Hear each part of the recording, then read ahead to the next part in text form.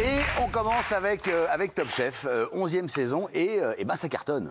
Ça cartonne et c'est même arrivé un petit peu devant TF1 à 3,2 millions de téléspectateurs, un pic à 3,8 millions, une progression de plus de 100 000 téléspectateurs en une semaine, donc c'est un succès pour le retour du programme. Alors c'est vrai que moi j'étais pas fan des émissions de cuisine et je suis tombé dessus. Et ben on se fait, franchement cette saison on se fait avoir. Je sais pas ce que vous en pensez. C'était à La Rochelle. Les candidats sont super attachants. C'était à La Rochelle. C'était à La Rochelle, absolument. Ouais. C'était très sympa et je les trouve vraiment sympathiques. Moi j'aime pas la cuisine, enfin j'aime pas la faire, j'aime la manger. Mais je n'aime pas la faire. Ouais. Quoi, on s'en doutait que vous n'étiez pas un grand... Non, mais il a un cuisinier chez lui. Donc, oui, c'est ça.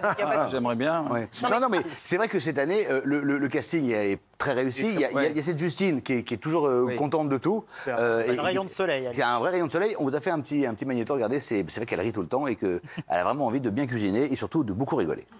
Je sens que là, tout mon corps est en ébullition. J'ai la goutte, je tremble. Je suis comme une ouf. Je me dis, allez, faut que ça passe, faut que ça passe. Les gars, je vous préviens, ma betterave, elle va défoncer. Je vais prendre votre place, les gars, faites gaffe. Je suis super chaude. La petite mousse betterave café, ça c'est surprenant. C'est surprenant. Audacieux. Audacieux, putain. J'aime ce mot. C'est une espèce de tableau qu'on a devant les yeux et ça marche. Oh, Hélène Darroze, Franchement, elle est plutôt sympa.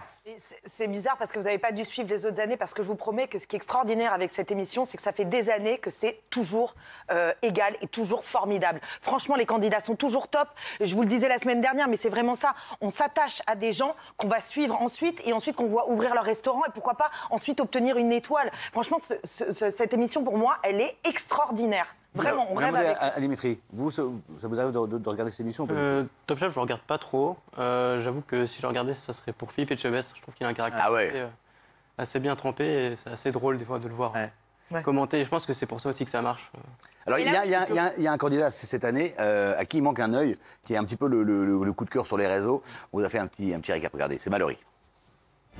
La semaine dernière, on a découvert que le jeune Mallory avait eu un accident tragique en cuisine.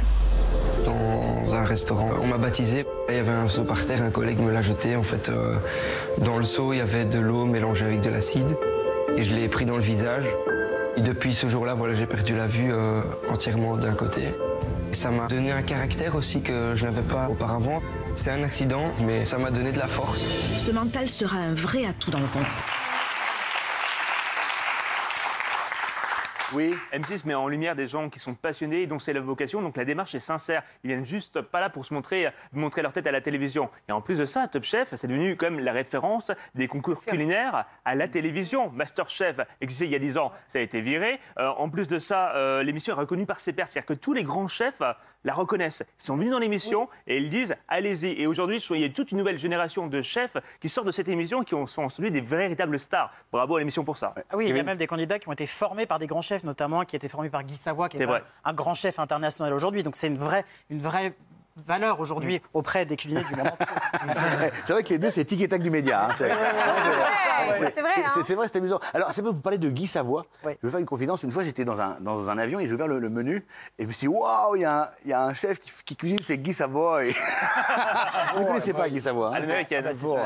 À l'américaine, très bien. Alors, est-ce que vous avez vu l'épisode Très bien, ça n'a aucun intérêt ce que je vous raconte. Franchement. Non, mais... C'était une vanne, Benjamin, là. On rigole ou pas? Non, mais... Je partage, je communie avec mon téléspectateur et je l'informe de ce que je vis. Et quand j'ai vu ce nom que je ne connaissais pas, Guy Savoy, je l'ai appelé Guy Savoy. Voilà, c'était juste pour faire une petite rigolade. Ça révèle juste une lacune de plus. Si ça ne vous fait pas rire, écoutez, sortez, c'est pas grave. Ça révèle chez vous une lacune de plus. Une lacune, merci, voilà, merci. Merci beaucoup.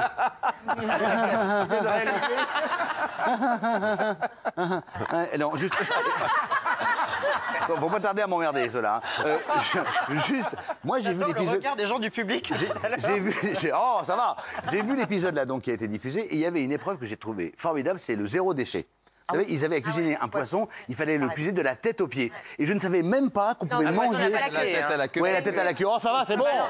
Oh. En ce qui concerne la queue, je m'y connais. On est obligé. On va bientôt terminer vos phrases, je crois. Ouais.